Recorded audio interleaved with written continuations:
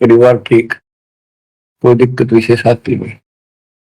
और दो साधना गलती इनको बताई जाती है, उस पर दर्द होते हैं और ये सोचते रहते हैं कि जो भक्ति हम कर रहे हैं इसी से ये सारे सुख हो रहे हैं।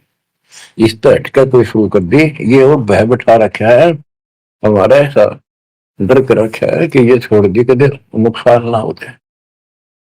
परमात्मा चारों युग में आते हैं और चारों युग में अपने संत विचार करते जाते हैं।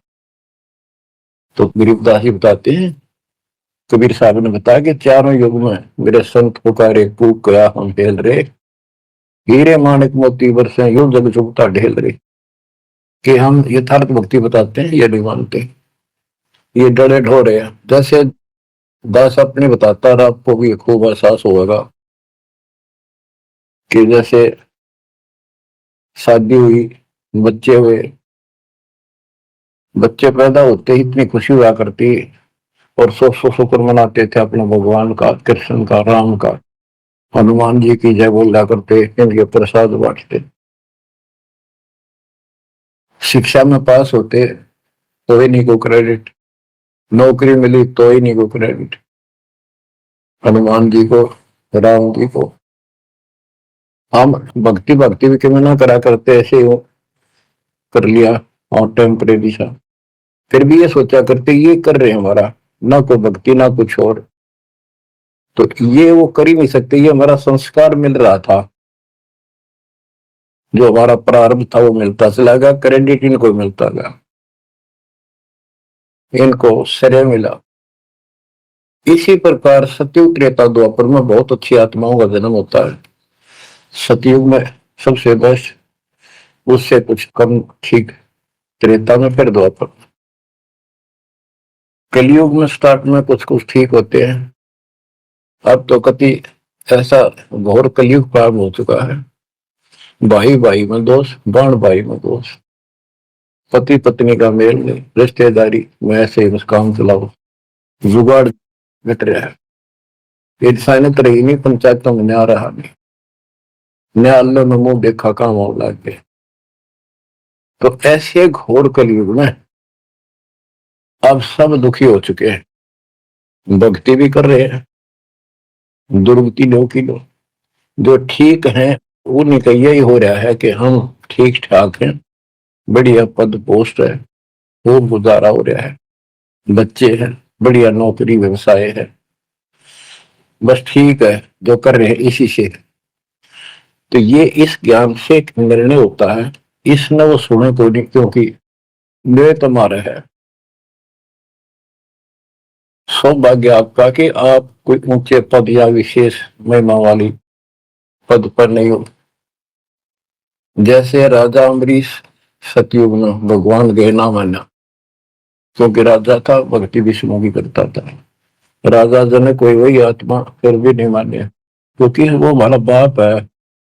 जो दिन मेरी शरण है ताका हूं मैं, दास गेल गेल लग गया करूं, साथ साथ जब तक धरती आकाश, वहां भी ना माना।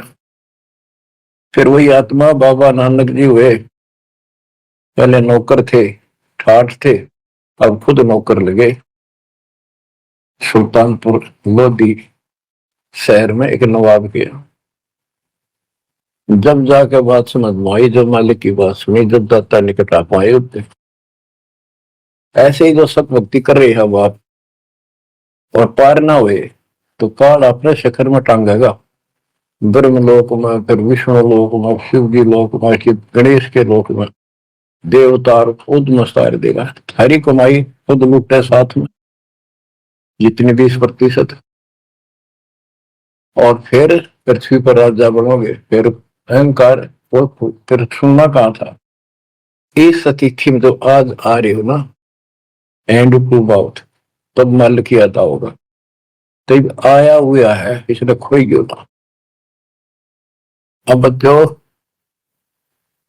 अब अकल ठिकाना आई आपकी, और धन्य है आप, परमात्मा ने आपको शरण में लिया। असंग युगों से आपके पीछे पड़े थे दाता, आपको जैसे तैसे बचा बचू को भक्ति में प्रेरणा रख कर, आपकी आस्था बनाकर अब इस समय में आपको ले आए। अब ध्यान दो, मजाक ना समझो, हल्के में ना लो इन बातों को। ये तो कल फूक निकल जाएगी, परसों तुमने कौन पूछेगा जिसके ऊपर सब कुछ नुसार हुए बैठे। ये परिवार, ये संसार, ये लोग लाज, रिश्तेदार, ये भी इतने साथ से रहेंगे आपका जब तक आपका ठीक ठाक गुजारा है। जिस दिन आप अंटू माउथ हो जाओगे, अपने द्वार पर देख कर राजी नहीं होंगे रिश्तेदार को, पड़ोसी भी। ये कति यूनिवर्सल ट्रूथ है। और जो आपका साथी, आपका पिता, आपके दुख सुख में गेल मरे, अब्राहिम सुल्तान अदम के लागे था उसका बता। और समर्थ में क्या जरूरत थी, आप उसके हो, उसके बेटा बेटी हो। अब वो रह नहीं सकता, आपको दुखी देख नहीं सकता, तो मान नहीं रहे। वो कहता अगर ये सारे मान ले, मैं एक बार सारे उठा के उल्टा ले जाऊं, नो का ना आग लगा दूं इस पे, इस काल के लोग का। पर इतनी अकल तो जब आओगे जब लगातार ये सत्संग सुनोगे। सत्संग आपने पहले सुना, उसमें दास ने आपको, देखो मालिक का काम सिस्टमेटिकली चलता है। जितना समय दिया वो झटके लगन लाग रहे हैं, पर समृद्ध के संग में हम कहते हैं जा साधु का बाल नहीं बाका। जिसके ऊपर मालिक खुश है उसका कोई बाल बाका नहीं कर सकता। तो पहले आपको सब प्रमाण दिखाए, Kabir is God, this is proof. सारे गीता वेद पुराणों में कभी क्लियर कर दिया, प्रत्यक्ष दिखा दिए। अब ये ज्ञान जो दास बोल रहा है वो आपका आसानी से ग्रहण होगा, कति आत्मा में जचता चला जाएगा।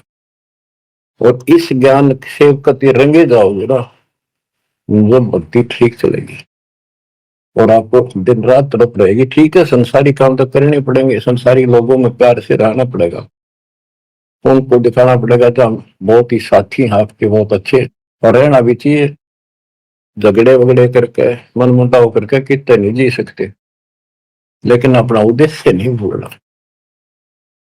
दास आपको बताता बहुत बार, दास जब सर्विस करता था, वहां एक मजदूर आई हुई थी लड़की, दोपहर के समय एक वृक्ष के नीचे बैठे, एक बालक तो उसका 2.5-3 साल का रेत में लेटा सो रहा, एक उसकी गोदी में उसके साथ बैठकर रोटी खा रहा, खाती खाती वो रोने लगी। वैसे वो आ गई याद, तो हम भी खड़े थे, वैसे पूछ लिया भाई क्या हो गया इस बैंड का। उसको डटा नहीं गया, फिर बताई उसने कि मैं बड़े अच्छे घर की लड़की थी, ये हमारा नौकर था, मेरा पति, और मैं इस दुष्ट की बात आ गई, इसके नाम आ जाई। वो शराब पियो, रोज पीटे, मैं कमाऊ रखा हुआ है, ये बालक मेरे साथ। बच्चों आपके साथ ऐसा हो रहा है, नोट कर लियो। पर यह समझ में जल्दी से आवक हो ना, क्योंकि काल का दबाव बहुत ज्यादा आपके ऊपर।